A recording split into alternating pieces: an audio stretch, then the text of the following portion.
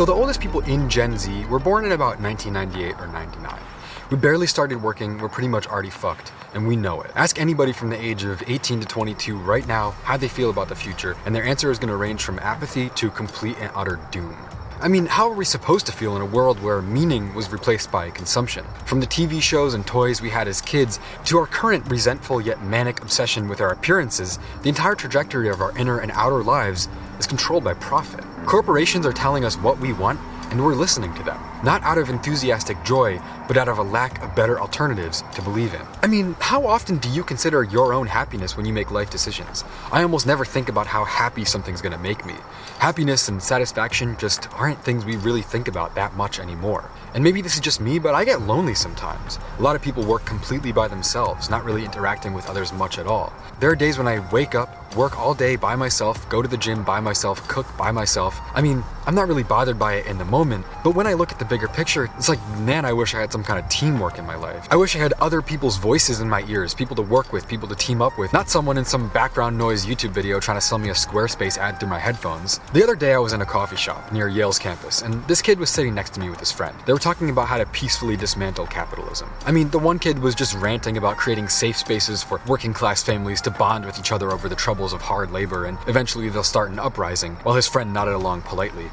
But I heard it and I was just thinking, are you fucking kidding me? You go to the richest university in the entire world and you want to treat the working class like some sort of rat in a maze experiment? You think that's going to get rid of capitalism? You want to peacefully dismantle the most powerfully destructive economic force in human history by creating cat cafes for poor people? You go to the best, most well-funded university in the world and that's your solution? So what do we do about capitalism destroying the environment, worsening society, making people lonely, stressed? Nothing. You don't do anything unless you want to become some evil warlord who's going to genocide people based on whether or not they drive a Prius. My favorite anti-capitalists are the environmentalists. The whole lower your carbon footprint, zero waste, get rid of your car, buy rice in big bulk bags. That whole thing, I don't ever see it working. It's like wearing a band t-shirt. You're just telling other people that you're a good person too without actually doing anything. There are 8 billion people on Earth. What difference does it make if a bunch of hipsters in Seattle get rid of their carbon footprints? There are 400,000 babies born every single day around the world. That's half the population of Seattle every single day. You think those people are going to be environmentalists? You think they care at all about what you're doing for the Earth? You can walk around smelling like a dumpster and looking like homeless Jesus every single day if you want, but there are enough people born on Earth every single week to fill Seattle 2.5 times, and I guarantee none of them give a single fuck about what you're doing for the planet. Being an environmentalist is like a little social club. If these people really wanted to save the planet, they would start suicide bombing coal plants or something like that, not riding bicycles to the farmer's market and hiking with no shoes on. And escaping it doesn't seem like a viable option either, unless you have tons of money already. Oh, you want to build a cabin in Vermont? Okay, $60,000 for a plot of land, $100,000 to build a house. It's just not that easy. So instead of hating capitalism, I learned to like it. What's good about capitalism? Let's do a quick pros and cons. Pros, I get to travel the world with money from my business. I have the opportunity to make more money than I need so I can help my family and friends. I could end up far richer than my ancestors thanks to my own ingenuity and motivation. I can have nice mass-produced things like medical care, a nice car, an iPhone, cool clothes. Cons, it's destroying the planet. There are tons of poor people that get no help from the government because our politicians are owned by corporations, and low minimum wage keeps people poor. But here's the thing, you can't change that. Unless you're already a capitalist and you start to hate capitalism somewhere down the line, what are you gonna do about it? Yeah, maybe if some angry Twitter communist somehow became the CEO of Amazon, they could fix their evil workplace practices and reduce the company's carbon footprint. But which one of you losers is going to go do that? Because clearly complaining hasn't worked so far.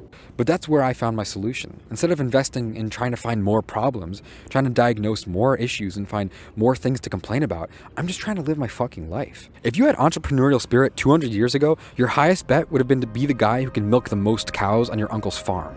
Today, you can start at the bottom and end up at the top off your own hard work and ideas. And don't tell me it's not true. 2 years ago, I was a sad, unmotivated community college student. I was working as a janitor at night so I could afford rent while I worked on my dream of being a YouTuber. I could hardly afford rice and beans for dinner. I lived in an absolutely insane roommate situation. I didn't have a car. I was riding a fucked up bicycle to work every single night, but I was able to identify a hole in the market of online video that I thought I could fill, and I figured out how to make videos to a certain standard that people would want to watch. 2 years later, it's a full-on business. It pays my bills. I have almost unlimited freedom to do what I want to do when I want to do it. I go wherever I want to go. I've made amazing friends. I've been to so many concerts and festivals. I've met my idols. I was in Rolling Stone magazine off this shit. If I had decided not to be a capitalist, I would still have nothing. I would be cleaning floors from 5 p.m. to midnight at a middle school in New Haven, Connecticut. I would be providing labor for someone else's business, not creating my own. And you don't have a choice to not do one or the other. At the end of the day, I can't undo the Industrial Revolution, and I definitely can't turn Jeff Bezos into a hippie, but I do know I'd rather be working hard in New York City than sitting in a basement somewhere tweeting angrily about stuff I can't change. Capitalism for Gen Z is knowing that the forces of capitalism and neoliberalism is causing the greatest mental health epidemic in history. It's causing the rise of self-harm, eating disorders, depression, suicide, anxiety, stress, social isolation, social phobias. There are people who are literally eating themselves to death because they're so lonely. Economic and technological change is driving us apart, as social media pretends to bring us together but secretly makes us more isolated than our ancestors could ever imagine. It's literally killing our abilities to relate to each other and empathize with other people's feelings and perspectives. All of this is a global phenomenon. This isn't something you can just sit around a table and solve, come up with solutions for. This is history in the making. So you have two paths.